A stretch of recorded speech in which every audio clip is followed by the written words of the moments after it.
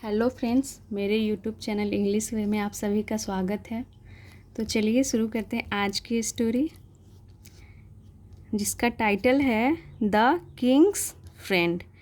इसका मतलब हो गया राजा का दोस्त। ये है अपॉस्ट्रोफी एस, इसका मतलब हो गया राजा का दोस्त।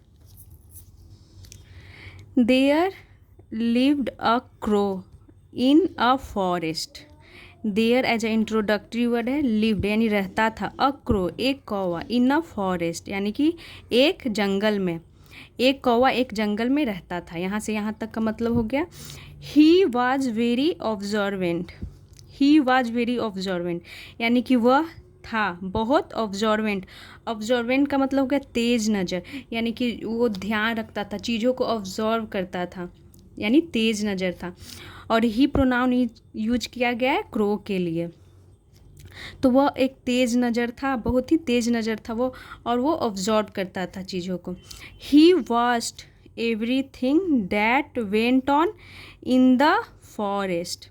ही वॉच्ड यानी कि वो देखता था, एवरीथिंग यानी हर कुछ, डैट यानी जो, वेंट ऑन यानी कि होने वाले, इन द फॉरेस्ट जंगल में।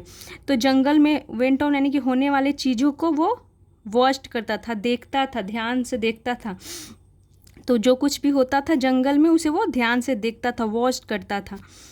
ही सॉ उसने देखा, सी की सेकेंड फॉर्म सॉ हो गई, अ हंटर एक शिकारी, कम टू द फॉरेस्ट तो उसने देखा एक शिकारी कम आते, टू द फॉरेस्ट यानी कि जंगल में आते हुए उसने एक शिकारी को देखा।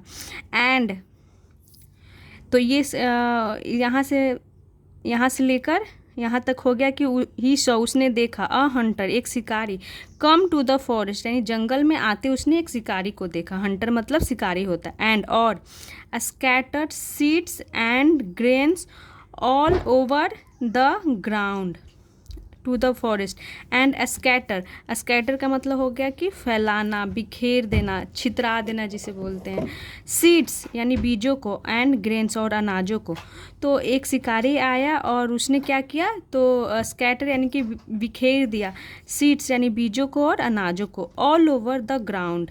ग्राउंड यानी कि ज़मीन पे, ऑल ओवर यानी पूरे ज़मीन पे उसने अनाज और ग्रेन्स यानी कि अनाज हो गया, सीड्स यानी कि बीजों और अनाजों को वो फैला देता है। देन तब the hunter set up his nets to trap unwary birds. Then तब द हंटर्स यानी कि वह शिकारी, सेटअप हिज नेट्स।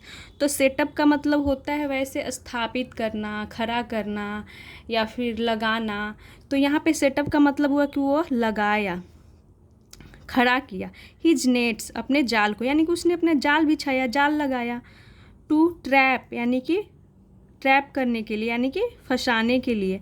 अनवेरी बर्ड्स, अनवेरी का मतलब हो गया अनजान पक्षियों को, जो अनजान पक्षी थे जिन्हें नहीं पता था, उन्हें फंसाने के लिए। द क्रो यानी कि कौवा, told all the birds, the crow यानी वह कौवा, टोल्ड यानी बताया, ऑल द बर्ड्स यानी सभी पक्षियों को, टेल की सेकेंड फॉर्म टोल्ड हो गई। तो कौवा ने बताया सभी पक्षियों को, around to be careful and not be tempted by the seeds and grains. यहाँ कॉमा है तो यहाँ तक देखते हैं। The crow told all the birds यानी कौवे ने सभी पक्षियों को बताया, अराउंड यानी आसपास, टू बी केयरफुल यानी टू बी यानी रहने के लिए, केयरफुल यानी सावधान, सावधान रहने के लिए उसने सभी पक्षियों को बताया। एंड और नॉट यानी कि नहीं, बी यानी होना, टेम्प्टेड यानी, टेम्प्टेड का मतलब होता है लुभाना, आकर्षित होना। तो उसने क्या मना किया, नॉट बी टेम्प्टेड यानी आकर्षित नहीं होने के लिए, बाय द सीड्स यानी कि बीजों से, और ग्रेन्स और अनाजों से। तो जो वो बताया, सारे पक्षियों को बताया कि आकर्षित लाल मतलब आकर्षित नहीं होने के लिए, और सभी यानी जो बीज फैलाए हुए थे उसके बारे में बताया कि लालच नहीं होने के लिए और सावधान रहने के लिए कि हमारे आसपास खतरा है। तो वो कौवा जो था वो बताया सभी पक्षियों को। एज क्योंकि, दे वर ट्रैप्स क्योंकि वे वर यानी थे, ट्रैप्स यानी कि जाल, वे जाल थे।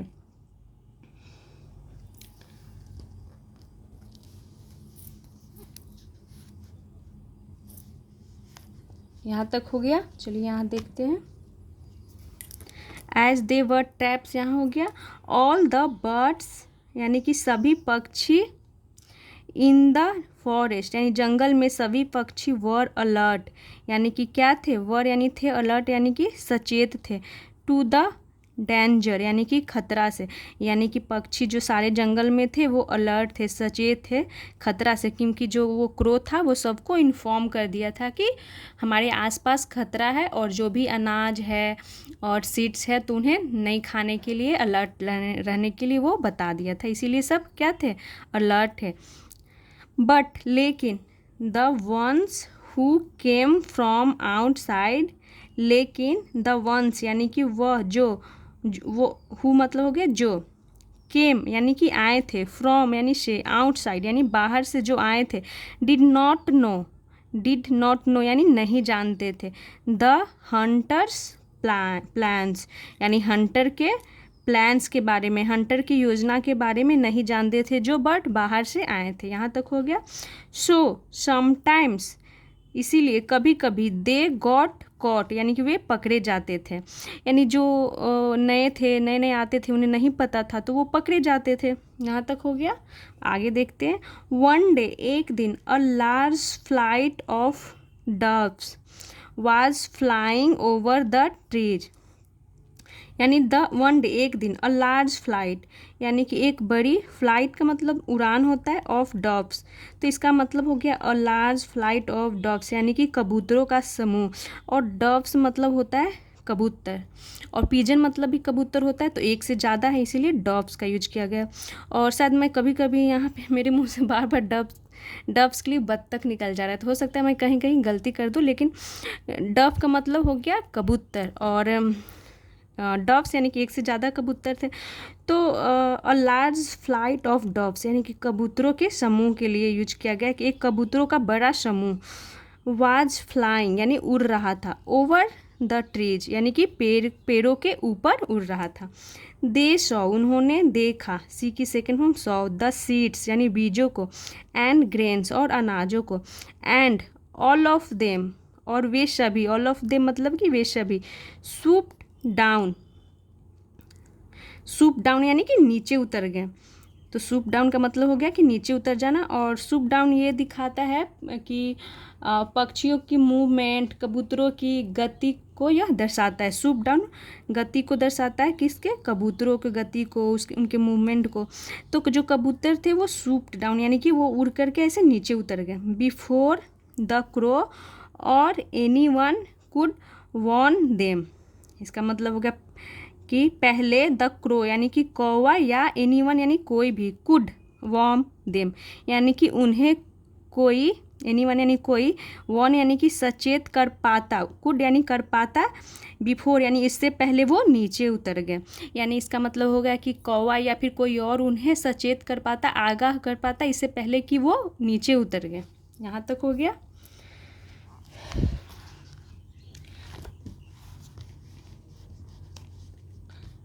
The nets fell and all the doves were trapped in it. The nets fell यानी जो नेट था फेल यानी कि गिरा, और all the doves यानी कि सभी कबूतर, were trapped यानी कि trapped यानी पकड़े गए, फंस गए, in it यानी कि इसमें फंस गए यानी कि नेट में, जाल में फंस गए। The hunter यानी कि शिकारी, वाज डिलाइटेड यानी कि जो शिकारी था, वाज डिलाइटेड वो बहुत प्रसन्न हुआ, तो खुश होने के लिए, प्रसन्न होने के लिए हैप्पी का भी यूज करते हैं, और डिलाइटेड का मतलब होगा कि ज़्यादा प्रसन्न होना, ज़्यादा खुश होना, तो वो बहुत ज़्यादा खुश हुआ।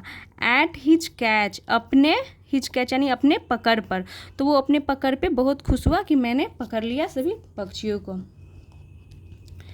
The doves fluttered and struggled to get out.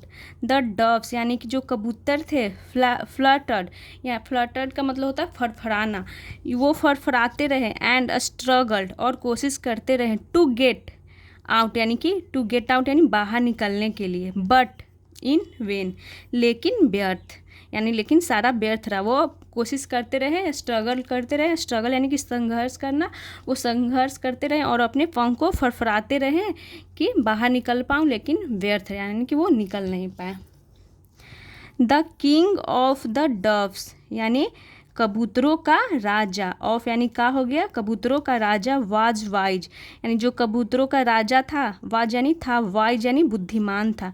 He spoke quietly उसने कहा धीरे से, स्पीक की सेकेंड फॉर्म स्पोक हो गई, क्वाइटली यानी धीरे से, और ही प्रोनाउन यूज किया गया किंग के लिए, जो कबूतरों का राजा था उसके लिए, और ही हमारा एक सब्जेक्टिव प्रोनाउन हो गया, इसे हम सब्जेक्ट के रूप में यूज करते हैं।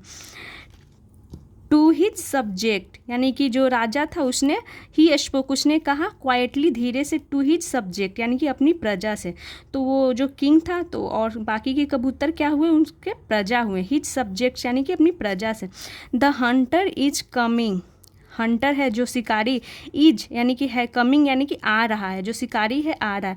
माई फ्रेंड्स मेरे दोस्तों, कीप काम यानी कि शांत रहो, and listen to me, listen यानी सुनो, टू मी मुझे सुनो, शांत रहो और मुझे सुनो। बिफोर ही रीचेस अस, इसका मतलब हो गया कि बिफोर यानी पहले, ही रीचेस अस यानी कि वह पहुँचे हमारे तक, वो हम तक पहुँचे इससे पहले, यहाँ से यहाँ तक का मतलब होगा कि वो हम तक पहुँचे इससे पहले। वी मस्ट स्केप, हमें ज़रूर, मस्ट यानी कि ज़रूर, स्केप यानी कि भाग जाना चाहिए। When I give the signal, जब आई गिव मैं देता हूँ, द सिग्नल यानी कि सिग्नल का मतलब हुआ संकेत, जब मैं संकेत देता हूँ। ऑल ऑफ यू यानी कि तुम सभी, मस्ट स्प्रेड यानी कि ज़रूर, स्प्रेड यानी कि फैलाना, स्प्रेड मतलब फैलाना। All of you must spread यानी कि तुम सभी को, मस्ट स्प्रेड योर विंग्स यानी कि तुम सभी को अपने, योर विंग्स यानी कि अपने, विंग्स यानी का मतलब हो गया पंख, अपने पंखों को, स्प्रेड मस्ट यानी कि तुम्हें अपने पंखों को जरूर फैलाना चाहिए। टुगेदर एक साथ, तो क्या बोलता है कि जब मैं संकेत दूँ, सिग्नल दूँ, तो तुम सभी को अपने पंखों को एक साथ फैलाना होगा।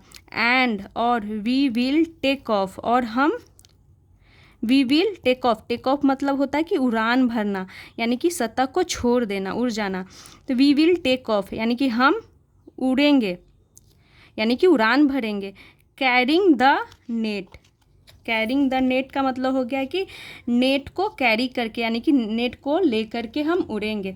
डू नॉट आस्क क्वेश्चन और आर्ग्यू, डू नॉट आस्क यानी कि मत पूछो, क्वेश्चंस यानी कि प्रश्न मत पूछो, और आर्ग्यू या फिर प्रश्न मत पूछो या बहस मत करो। For there is no time, hurry up now यानी कि फोर का मतलब यहाँ पर हो गया क्योंकि, क्योंकि देयर इज़ नो टाइम यानी समय नहीं है, हरी अप जल्दी करो, नाउ अब यानी कि समय नहीं है हमारे पास, जल्दी करो, जो हंटर है हमारे पास आ रहा है। तो ऐसा किसने कहा, किंग जो कबूतरों का राजा था उसने कहा कि हमारे पास टाइम नहीं है, जैसे ही मैं सिग्नल दूँ तो हम सब एक साथ अपने पंखों को फैलाएंगे और टेक ऑफ कर जाएंगे, ऐसा बोलता है कबूतरों का राजा। चलिए यहाँ तक हो गया। At the signal, the doves spread their wings and lifted off the ground. At the signal यानी कि सिग्नल पर, सिग्नल मिलने पर, the doves यानी कि जो कबूतर थे, spread फैलाएं, their wings अपने पंखों को, and lifted off, और lifted off मतलब हो गया the ground यानी लिफ्टेड ऑफ यानी कि छोड़ दिए, द ग्राउंड यानी ज़मीन को, यानी कि ऊपर उठ गए। लिफ्टेड ऑफ द ग्राउंड यानी कि ज़मीन से, ग्राउंड यानी ज़मीन हो गया, ज़मीन से ऊपर उठ गए। तो जैसे ही सिग्नल मिला उस पर सभी डव्स जो कबूतर थे उसने अपने पंख फैलाए और ज़मीन से ऊपर उठ गए। यहाँ तक हो गया।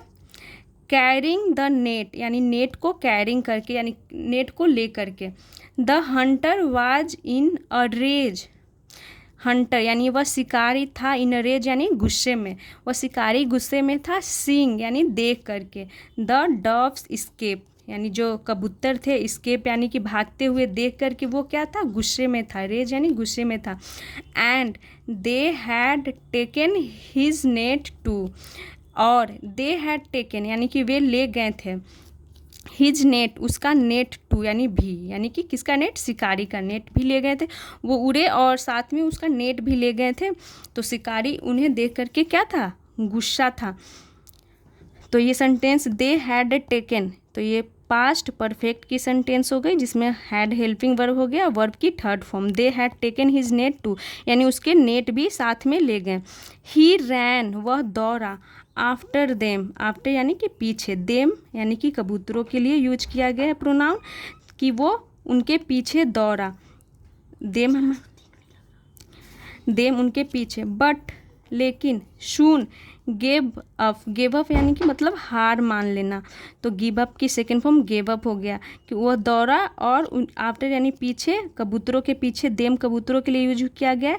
बट लेकिन, सून गेव अप, लेकिन जल्द गेव अप कर दिया यानी कि हार मान गया।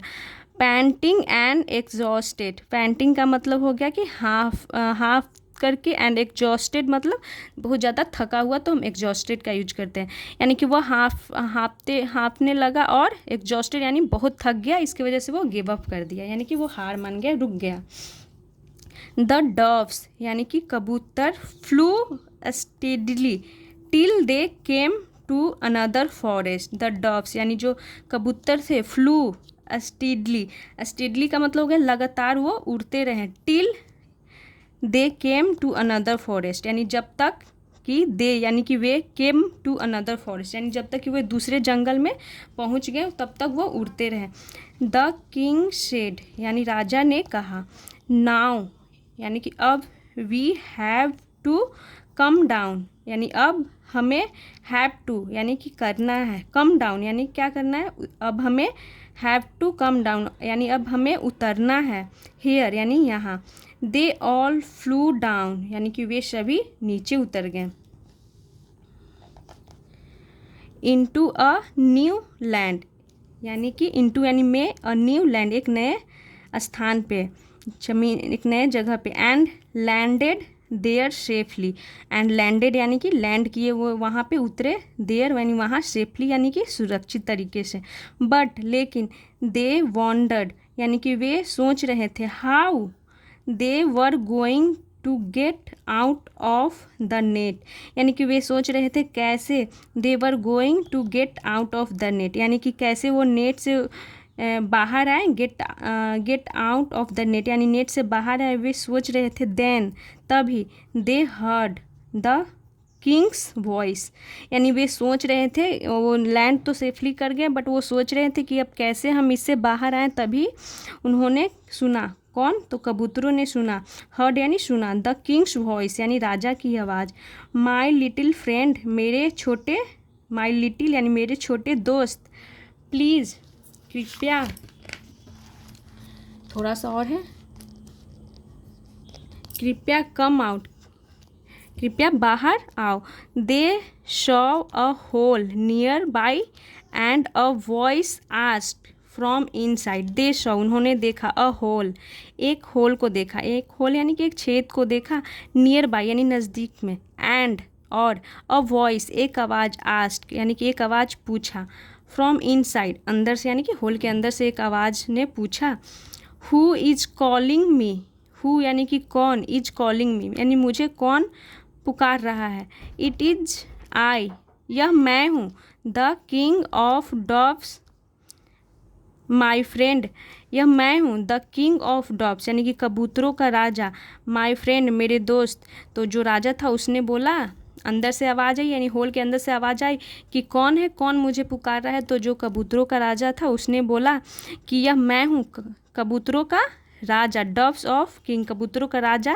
माई फ्रेंड मेरे दोस्त। रिप्लाइड द किंग यानी कि राजा ने जवाब दिया, रिप्लाई किया। They heard a sound and a small mouse came scurrying out of the whole.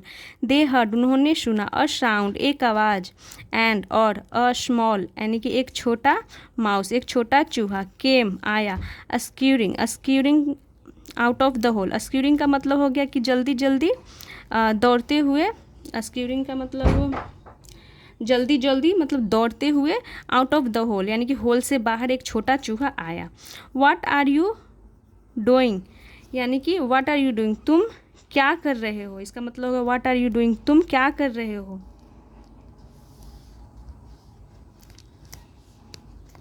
What are you doing here, तुम यहाँ क्या कर रहे हो। डियर किंग, प्रिय राजा। And why are you all caught in a net, यानी पूछता है कौन, चूहा पूछता है कि डियर किंग तुम यहाँ क्या कर रहे हो। एंड और why are you all caught, यानी कि क्यों, आर यू ऑल क्यों तुम सभी, you all caught in a net यानी कि तुम सभी नेट में क्यों पकड़ यानी इसका मतलब हो गया कि वो पूछता है कि प्रिय राजा why are you all caught in a net, यानी कि तुम सभी क्यों पकड़े जाते हो इन अ नेट, एक जाल में, तुम सभी एक जाल में क्यों पकड़े जाते हो, ऐसा पूछता है चूहा। और ये जो सेंटेंस है ये हमारा हो गया प्रेजेंट इंडेफिनिट की पैसिव है, यहाँ थर्ड फॉर्म देख सकते हैं और आर का भी यूज किया गया है। इसका मतलब हुआ कि तुम सभी नेट में क्यों पकड़े जाते हो, वो माउस पूछता है, किंग से पूछता है कि तुम सभी नेट में क्यों पकड़े जाते हो। तो ये प्रेजेंट इंडेफिनिट की पैसिव सेंटेंस हो गई, जिसमें हम ईजेएमआर का यूज करते हैं और वर्ब की थर्ड फॉर्म का यूज करते हैं। ही आस्क्ड, उसने पूछा। द किंग टोल्ड हिम, राजा ने बताया। हिम उसे, यानी चूहे के लिए हिम यूज किया गया। हाउ यानी कैसे। दे हैड बीन कॉट, यानी कि कैसे वे पकड़ लिए गए थे। अब ये भी पैसिव है, तो ये हो गई पैसिव हमें पास्ट परफेक्ट की पैसिव, जिसमें हम हैड बीन का यूज करते हैं, वर्ब की थर्ड फॉर्म का यूज करते हैं। तो उसने बताया, किंग ने बताया चूहे को कि कैसे हम पकड़े गए थे। बाय द हंटर यानी कि शिकारी के द्वारा। एंड और how they had fled carrying the net with them, और कैसे दे हैड फ्लेड हम भाग गए थे, कैरिंग यानी कि लेकर के, द नेट यानी जाल को, विथ देम यानी कि अपने साथ, उनके साथ, मतलब वो बताता है कि कैसे हम सभी वहाँ से भागे साथ में नेट को लेकर के। आई हैव कम ये सेंटेंस हो गई प्रेजेंट परफेक्ट की सेंटेंस है। आई हैव कम यानी कि हम आए हैं। टू सीक, तो सीक मतलब ढूंढना होता है, लेकिन यहाँ सीक का मतलब हो गया मांगने। I have come to seek your help, आपकी मदद। आई हैव कम हम आए हैं, टू सीक यानी मांगने के लिए, योर हेल्प आपकी मदद। ओ लिटिल वन, इसका मतलब होगा ओ छोटे। Will you please cut the net, क्या तुम प्लीज कृपया कट द नेट यानी कि इस नेट को काटोगे, क्या तुम इस नेट को काटोगे। एंड सेट अस फ्री, और हमें आज़ाद करोगे, यानी कि क्या तो वो बोलता है क्या कि हम आए तुम्हारे पास मदद के लिए कि क्या तुम नेट को काट दो और क्या तुम नेट को काटोगे और हमें आज़ाद करोगे। रिक्वेस्टेड द किंग, यानी किंग ने रिक्वेस्ट किया उसके साथ, किससे, चूहे से रिक्वेस्ट किया। रिक्वेस्ट करना यानी कि अनुरोध करना। रिक्वेस्टेड द किंग यानी राजा ने रिक्वेस्ट की चूहे से कि हमारे जो हमारे नेट है उसे काट दो और हमें आज़ाद कर दो।